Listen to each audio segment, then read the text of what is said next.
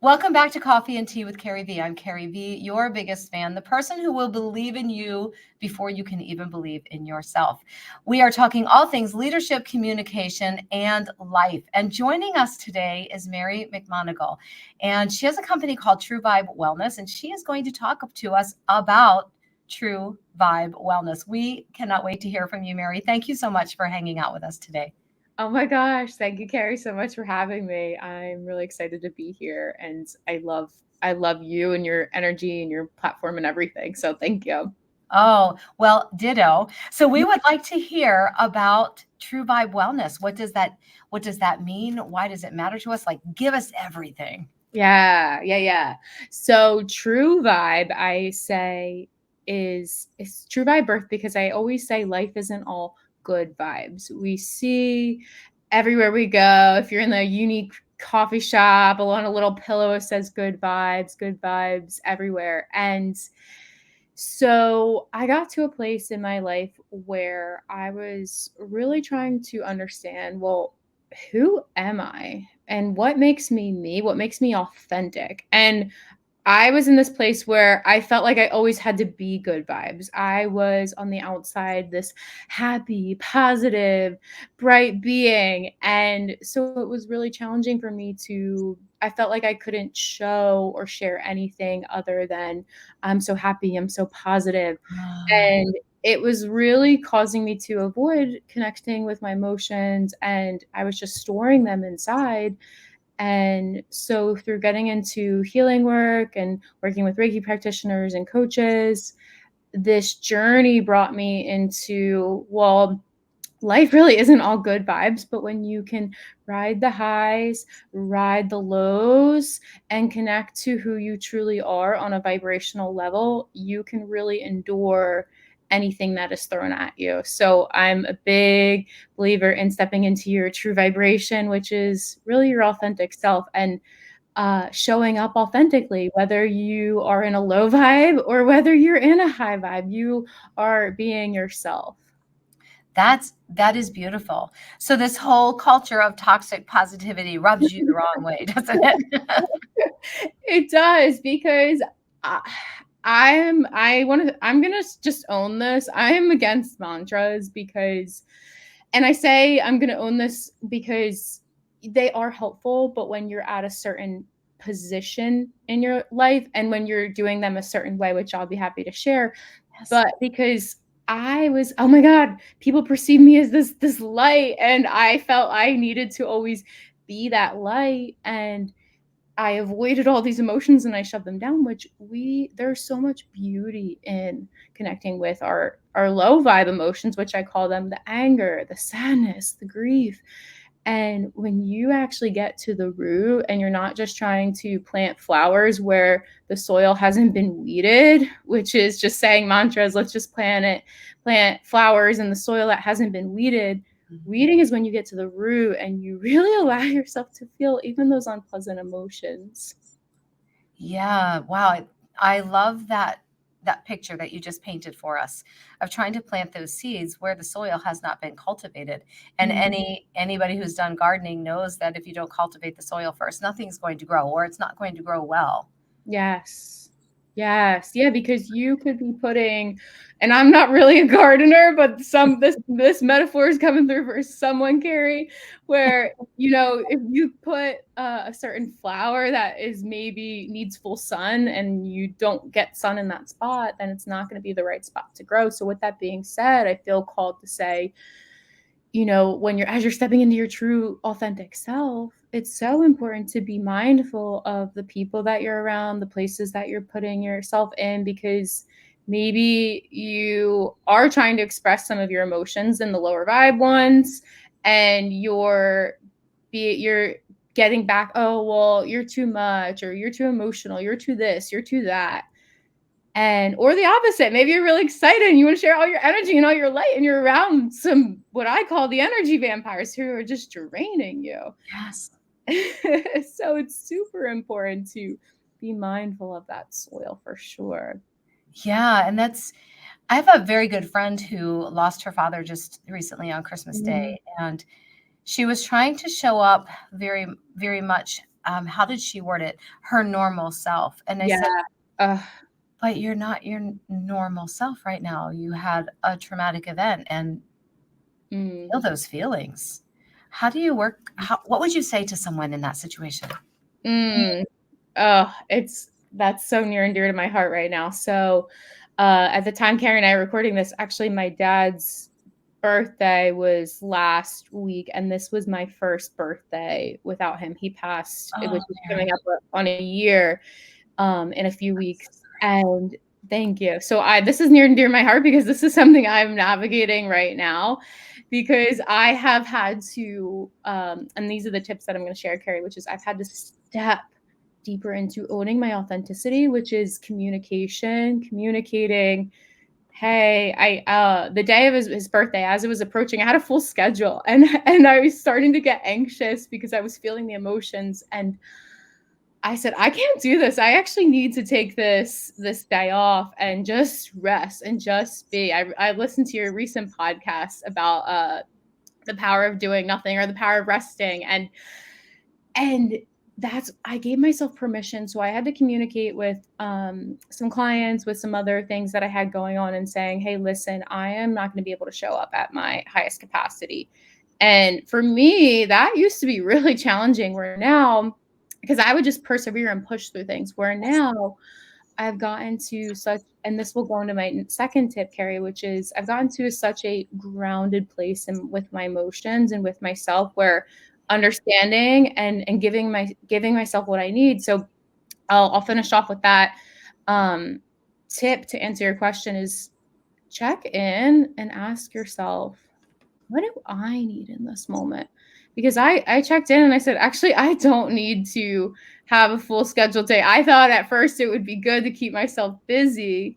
And then I said, oh, wait, actually, I really need this. And then being able to, which goes back to tip number one, is communicate that and just be open and vulnerable, which is scary about what's coming up for you. Yes.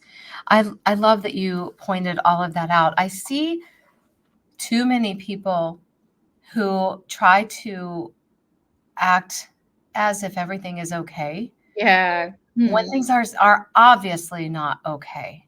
Mm. Where do you think this feeling comes from that we always need to be okay? Why do we Mm. hide those emotions of how we are really feeling? Mm. Yeah, that's such a beautiful question, Carrie. I'm putting myself in a place where that was me a few years ago, where I would ask me how are you, Mary? Oh, I'm great. And like, you can hear the change in my voice, and I can feel that that's not authentic. And I think it comes from two places, at least for me. I believe it comes from, I was afraid of being vulnerable, of being able to say, actually, I'm not okay. And in that vulnerability, we hide our vulnerability because there's shame. And I know one area in my life when I was really struggling, when I was struggling with trying to keep up with when I was first starting out my business and pretending, oh yeah, I was trying to prove myself, Yes. and things weren't working, and I had this shame, and I didn't want to come out and say, actually, I need some help. Actually, can I have this advice, um, and this support? So I believe a lot of it comes from, again, some of those emotions that we pack down inside, and then also a fear of, at least for me, it was a fear of disappointment, of disappointing myself, disappointing others. Yes. And that fear of disappointment can be so scary, because as soon as you're saying, hey, I'm not feeling this way, we're putting or opening ourselves up for people to either say, oh my gosh, let me help you, and that can be overwhelming, or for people to say, oh my gosh, see, I told you so. And then it just validates some of what were those fears that we're actually afraid of. So for me, it was definitely, I was afraid. I would put on this face because I was afraid to be vulnerable, and I didn't want to feel like I was disappointing myself or other people. Yeah. So going off of that, then, do you feel like there's a fear of people don't really want to know how we are. If we tell them how we're feeling, are we going to Yes. people?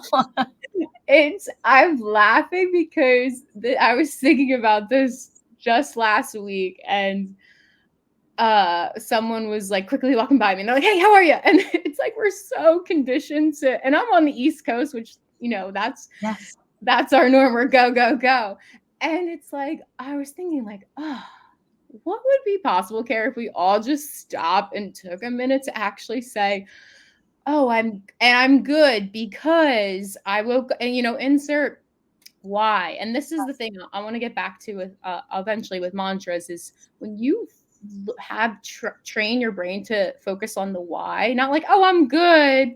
And this is a tip also I'll share with your listeners. If next time someone's like, "Hey, how are you?" "Oh, I'm good because I had a really great breakfast." "Oh, I'm good because I got to sleep in a little bit." Start to really look for the good. But I think overall as a society, oh, and the tip that I was going to share with that is goes back to mantras. You know, I am happy because I love myself, because look for that why, because you're training your brain, you're training your mind to find the reason. But to get back to your question, Carrie, I really believe people were so disconnected from our emotions. And I know when people used to cry in front of me, it would make me feel uncomfortable because I didn't know what to say or do. And yeah, I definitely believe that a lot of people are afraid to actually feel both. Some people are really afraid to experience the happiness and the light and the joy. And then other people are afraid to experience some of the sadness and the lower vibrational emotions. So I definitely think it's because we're, as a society, we just aren't as connected with our emotions. And most people will often uh, either avoid because they're an avoidant attachment, or they'll be the anxious and they'll want to go and fix it. And, you know, because you might say, "Hey, I'm feeling sad," and there are ways to communicate properly. You might share with someone. It doesn't have to be a stranger. "Oh, I'm actually feeling a little bit upset today," and they might want to go into fix it mode, but that's actually not what you need. You just need to be acknowledged. That makes me think of, gosh, this has been years ago. I remember someone telling me, don't ever ask an elderly person how they feel because they'll actually tell you. And you'll have this big, long conversation, you know? Oh my gosh, I have so much to say about that Oh, because please go, take it, go. and like, well, one, let's just look at that person's mindset. That's such a negative mindset Isn't because it? you could ask that person how they feel, and they might say, "I am going through such an amazing experience. I'm happy that I'm alive. I'm happy that my heart is beating. I'm happy that I'm breathing." And it's all, and I think that's why, too, Carrie, we're afraid to ask people how we feel because what you share, is it what you share externally, is it inward expression of who you are. So like that person saying, "Oh, don't ask them how they feel," because, you know, like, look at them sharing that externally because they're saying, "Hey, also I'm scared to be asked how I feel." Yes, yes. And I remember too thinking, but they need to be heard, Yes. right? The reason they share a lot, the reason that elderly people tend to share a lot, if you go into a nursing home and ask someone how they're feeling, you will be there for a while and it's okay. They just they're so lonely and so unheard. And how much do you think that the general population feels unheard, unseen, and so we just rattle off the word fine Mm. like it says everything? These are such beautiful questions. They're making me emotional. Like someone really, like, we really need to speak this out more. I think what I feel is a lot of us are afraid to be actually seen and actually be heard because, yeah, one, like you just mentioned, with that example, it's there might be a lot, but you know what? That takes patience. It takes patience. It takes. Let's go back to that gardening example, right? We got out the weeds. We're in really good soil, and now we're planting beautiful seeds. We have to wait for those seeds to grow, and I think really allowing just a moment to hear people really does take a lot of patience, but also a lot of trust. An example, and what I mean by this, Carrie, I actually have a perfect example for this. I live in the Jersey Shore, and I go for a run every single morning. And last week I got done running, and this older man was walking, and he asked me how my run was, and we started chatting. And I'm a chatter, so if you talk, I'm gonna chat your ear off. But I could tell this man just wanted to talk. So we actually just ended up sitting down on a bench. He's telling me all about his life, all about his experiences. And I think when you can truly view life from a lens of beauty, and I'm not saying the good vibes, I'm saying from a lens of true authenticity, meaning that I could he was telling me some of his sad stories, but I could view and see the wisdom in it. And I think a lot of us, yeah, we have to have that patience, but also we have to just be so connected to what is our view of reality, because you could look at one situation and someone's looking at it from a completely different lens. And that's what's just so beautiful about life at the same time, is we're all so unique and so different and come from different experiences and cultures and backgrounds. And so it's a beautiful place that, hey, you don't have to really understand what I'm saying, but just listen, because at the end of the day, it feels really good just to be heard and to listen. Yeah, that's so powerful. If you had someone coming to you and saying, everybody around me expects me to always be on. I'm an outgoing person, and so this is where they want me, always on. How do I let them know? How do I let them know that I'm not always on? I don't want to always be on. I want to have time to feel too. I go through things in my life too. How would you walk them through that? Yes. Oh, I love this, because this used to be me. I'll give 2 examples. Well, actually, a more recent example was I was leading a group coaching program, and I'm the coach, I'm the leader. Hop onto the call, and I share with the ladies, listen, ladies, it was my birthday had passed, and it was the first birthday without my dad. And I said, my birthday was a day ago when I'm leading this program. I said, I'm still feeling a little bit of the emotions. I checked in with my body. I checked in with myself. I feel guided. I feel strongly that I'm able to guide and lead this call. But I just want to use this as a opportunity to, because they're all leaders and coaches and people who help people. And I said, I want to use this as an opportunity to also lead by example, that we don't always have to be 110%. And you know what? If I didn't share that, at the end of this session, you would have never known, because they all had such beautiful breakthroughs and insights, and a lot of the women too in the group said thank you at the end. Thank you for the call, for sharing that, because that also takes the pressure off of me. And I think a big thing is we put a lot of pressure on ourselves. And when you take that pressure off and realize you're human, you make mistakes, right? I'm a coach, I'm a leader, I'm a guide, but that's part of the journey. And actually, the most beautiful lessons can be taught through the mistakes, through the challenges. So I think the way to really be able to communicate is, well, one is to communicate, hey, this is what I'm experiencing, and really own that, because when you do that, it also helps other people do the same thing. So really, communication is the best way to get there. Yes, I love this. And to then ping pong off that word communication. Communication is where it's at, and yet many of us don't know. We've never been taught how to communicate. In your opinion, what is the foundation of communication so that we can communicate? I love this. Yeah, it's so true. We really aren't. And The foundation, it's so simple. Don't assume other people know what you're thinking and feeling. Because if you are thinking, oh, well, so and so will know that.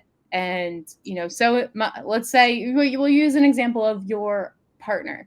My partner knows to pick up the kids, or not, maybe that's a little dramatic. My partner knows that it's Tuesdays and I have this going on, and yeah, maybe to pick up the kids.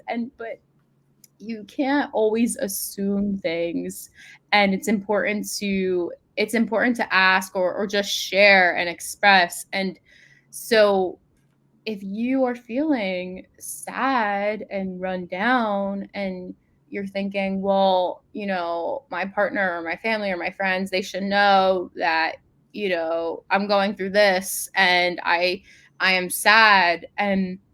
But people don't know. So that's really where it's to me, it's simple. It's, don't assume people know what you're thinking and feeling, and be brave enough, be bold enough to share that, because you'll be surprised when you communicate what it is that you want, what it is that you need.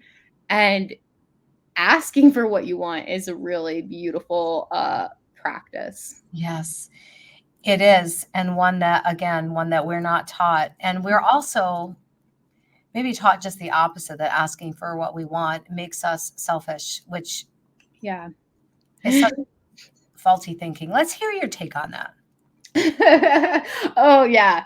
So my take, I mean, in the past, I've had family members tell me I'm selfish because I'm into self-love. The books, these self-development books I'm reading are garbage, and I've heard it all. And what I really feel, when we've been taught and conditioned that by taking time for yourself and taking away from maybe other priorities is selfish, but you are the main priority. And if you're not functioning at a level that you feel that you can function, then actually is selfish to, if I didn't cancel that day, the day that my dad's birthday, since his passing, if I didn't cancel that, that actually would have been selfish of me to show up on those calls because I wasn't at my highest energy.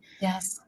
And so I was allowing myself to give what I need. And yeah, we really it's all about shifting at how you look at it. And one of the things that I'll say about COVID, I think COVID did a good job at checking in. Hey, if you're sick, you need to rest and slow down, then please take that day off and rest and slow down, Yes. for multiple reasons. But it gave us that it's okay to fill up your cup. Yes.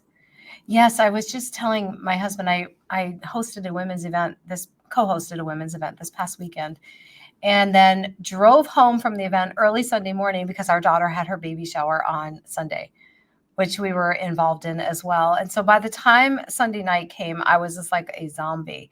And Monday, I tried to get up and just plant my feet and go right back to work.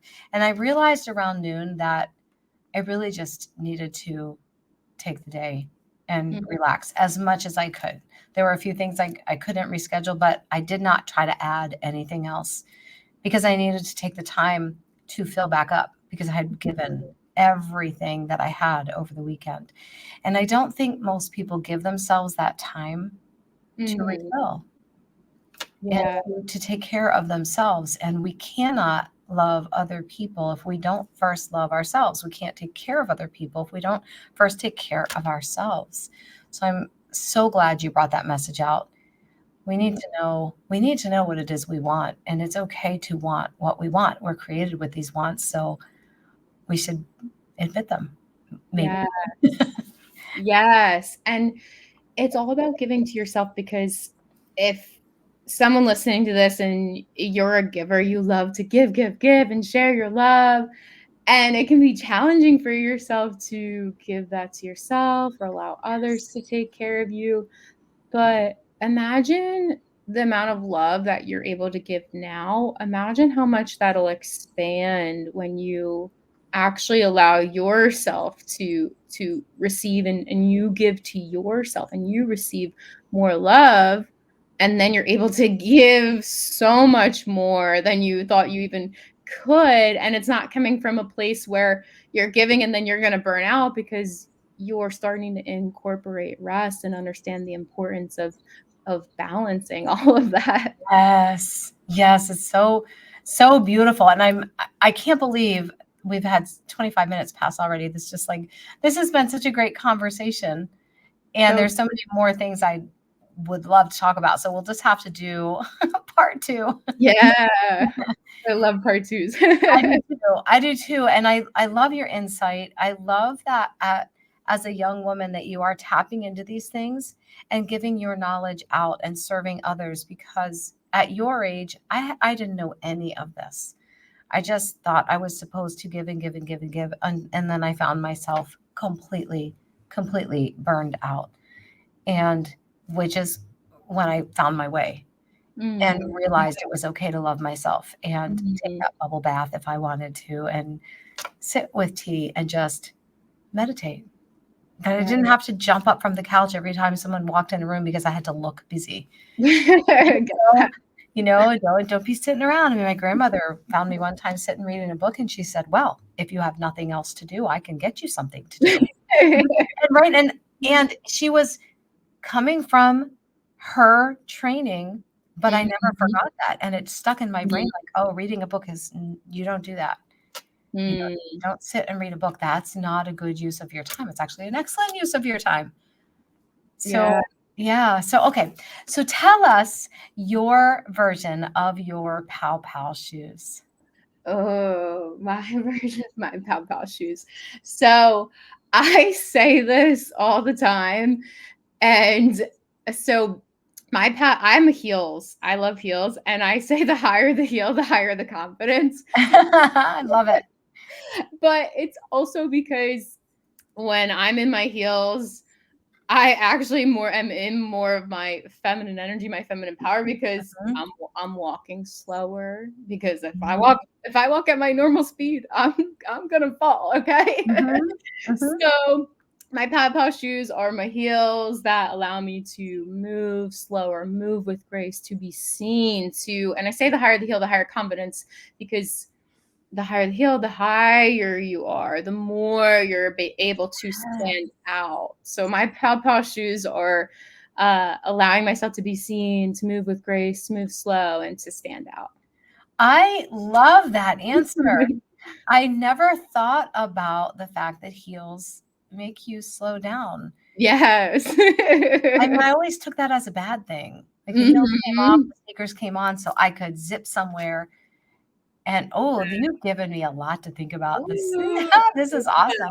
And also last thing with the heels, because I used to be Yeah. super self-conscious with this, is because if you're on certain surfaces and you hear the loud click, click, click, and I used to get so self-conscious. I said, and I shifted my perspective. I said, no, Mary, you're coming through. Well, yeah, of course there's gonna be noise. Of course all eyes are gonna look and turn. Yes. Oh my gosh. You have just given me so much confidence to go out and get more heels. So Yeah. thank you. Can you give us a writing prompt, something to get us journaling? Mm.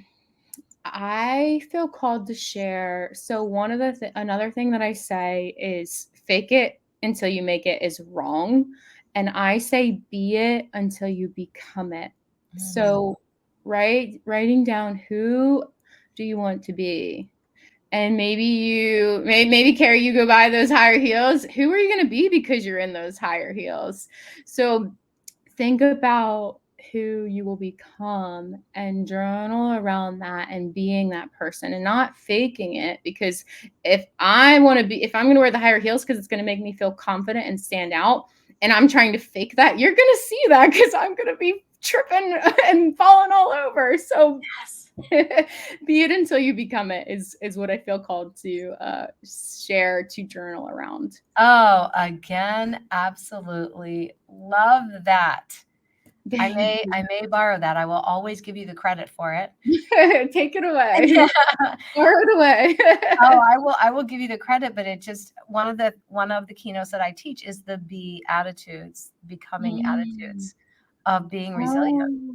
So it just is, I love that. Oh my gosh, Oh. you will be hearing from me much, Mary McMonagle. There we go. I keep wanting to say McGonagall. McMonagle. Everybody does. I will get it right. Where can we find you, Mary? I know people are going, where can I find this girl? Yeah, come connect with me. Instagram's the easiest way to find me at MaryMC4. Say hello, let me know that you found me from the podcast. And if you're not on Instagram, my website is truevibewellness.com. Check it out. And if you're not on Instagram, send me an email. I want to know. I want to know what your takeaway was, because we discussed a lot. We did. We did.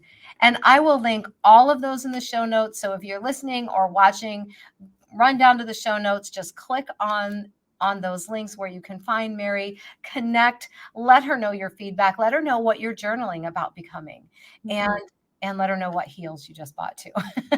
Yes. Thank you so much for hanging out with us. This has been a joy and a delight for me. I'm so happy that we've connected, and I'm sure we will be hearing more from you soon. Awesome. Thank you so much.